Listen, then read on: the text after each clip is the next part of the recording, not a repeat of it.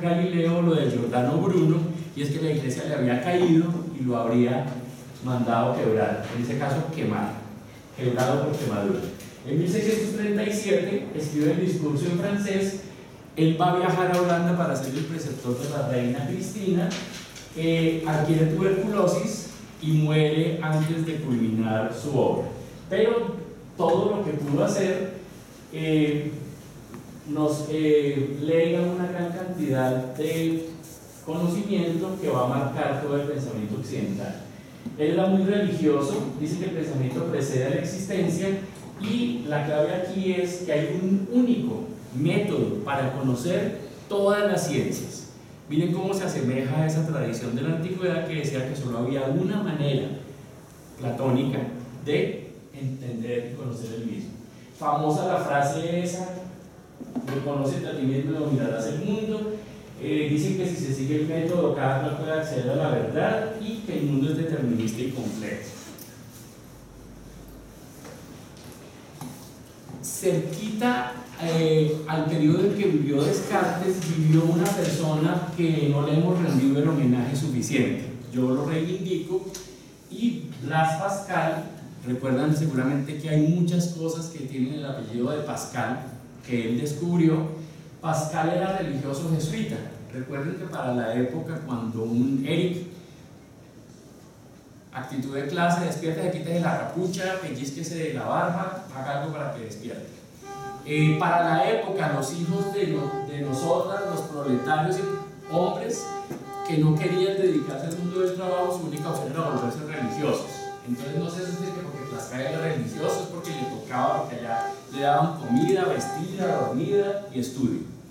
Religioso jesuita, condenado a los excesos de la iglesia.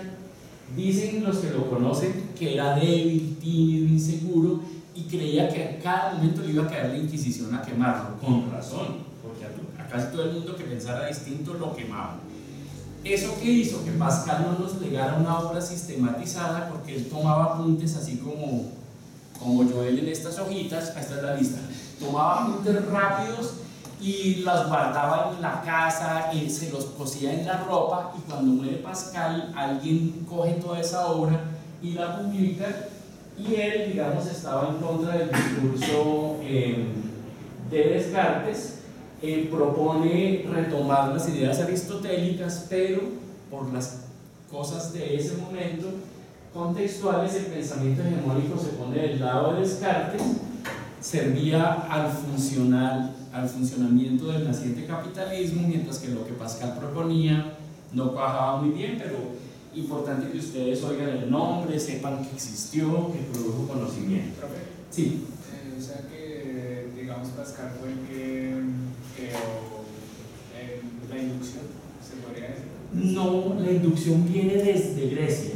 Lo de inducción-deducción es esa manera de procesar el conocimiento, nació desde Grecia. Aquí no lo he colocado porque en las lecturas estaba muchas veces explicado, entonces solamente estoy haciendo el complemento de lo que es método inductivo, método deductivo, pero nace desde mucho antes. Con Newton, que vive entre 1642 y 1727, vamos a llegar al momento de oro de la tradición neoplatónica, cuantitativista, matematizable, porque era un niño genio desde los 14 años. Era tan genio, tan rebelde, que los taitas dijeron: hijo de madre, ¿qué hacemos con este? Se va para la casa de su tía en el campo, hijo de madre, y lo mandan a la casa de los familiares.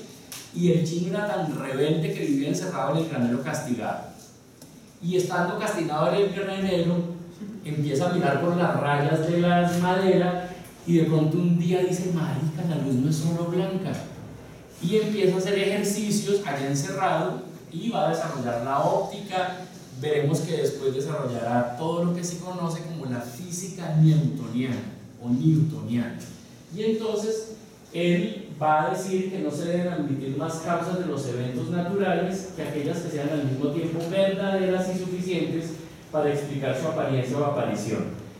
No es pendejo, y entonces dice: lo aristotélico, algunos lo quieren proponer. Él retoma las 4 causas aristotélicas y dice: me voy a quedar solo con una, solamente me voy a quedar con la que se puede observar. Es decir, le quita lo aristotélico lo que era novedoso, es decir, lo teleológico, lo cualitativo, y se queda con lo observable. Vamos ahora a entrar en la secuencia de las lecturas, en las 3 etapas del desarrollo de la polémica y cómo fueron avanzando tanto la tradición platónica, que aquí la vemos dominando el panorama, por lo menos el de Europa.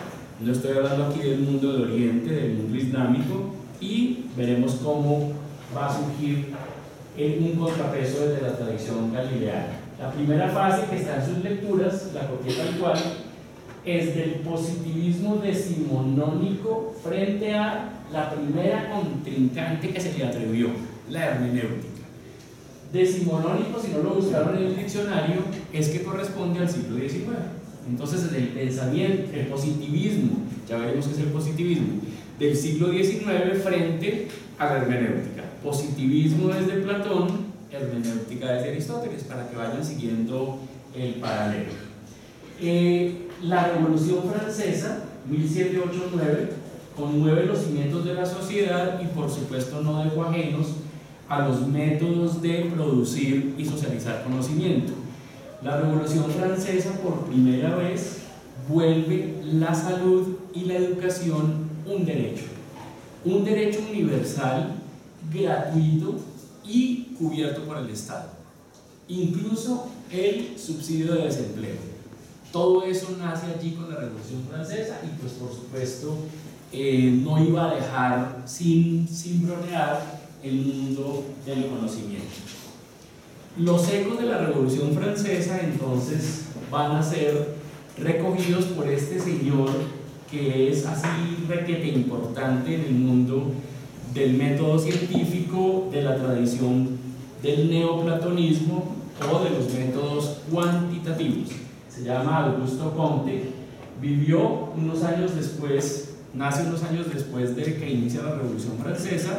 Le toca toda la transición y el cambio revolucionario y luego el ascenso al poder imperial de Napoleón Bonaparte, y emprende la tarea de realizar el análisis de la evolución intelectual de la humanidad. Él era financiado no por los paramilitares, ya les digo por quién, y está quedando grabado, era financiado por personas muy decentes para que él pudiera trabajar y concentrarse en proponer esto. Entonces dice: tenemos 3 estadios del conocimiento en la historia de la humanidad. Un estadio teológico, donde los hombres y mujeres dicen el conocimiento viene de Dios. Un estadio metafísico, donde el hombre sustituye a los dioses por fuerzas y principios abstractos de tipo racional.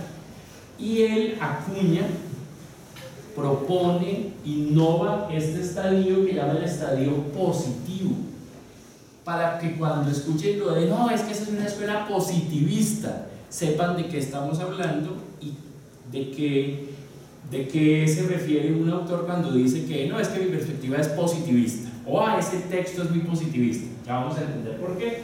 Él dice que entonces el hombre expulsa del conocimiento la causalidad trascendente teleológica aristotélica, la hace a un lado, le estorba y se queda con los fenómenos como objeto de conocimiento. Dice que experiencia y razón son los 2 elementos a partir de los cuales se constituye el conocimiento verdadero, y que el método por excelencia, el que se había inventado Francis Bacon y que ya se venía aplicando en las nacientes disciplinas de la física y la química, ese era el único método válido, y que ese único método válido se tenía que aplicar a todas las otras disciplinas y de malas. Tenga en su cara, este es el método, y si alguna ciencia quiere decir que es ciencia, tiene que usar este método, y se acabó el dilema. ¿Por qué la palabra positivo? Para poderlo explicar. Porque él dice que el conocimiento que se adquiere de esta manera era bueno, positivo para la humanidad. Entonces miren que a veces usábamos, incluido yo, de manera peyorativa, es que eso es un enfoque positivista, guácale. Resulta que positivista quiere decir es que era positivo para el desarrollo de la humanidad desde esa perspectiva de los métodos cuantitativos. El positivismo del saber también, en cuanto niega, o sea, es positivo porque niega lo teológico y lo metafísico y lo que ya dije porque es útil al hombre. Ahí tenemos un busto de Augusto Comte, ni más ni menos que en la Universidad de la Sorbona. Dice que el saber científico debe reportar beneficios al desarrollo indefinido del progreso humano.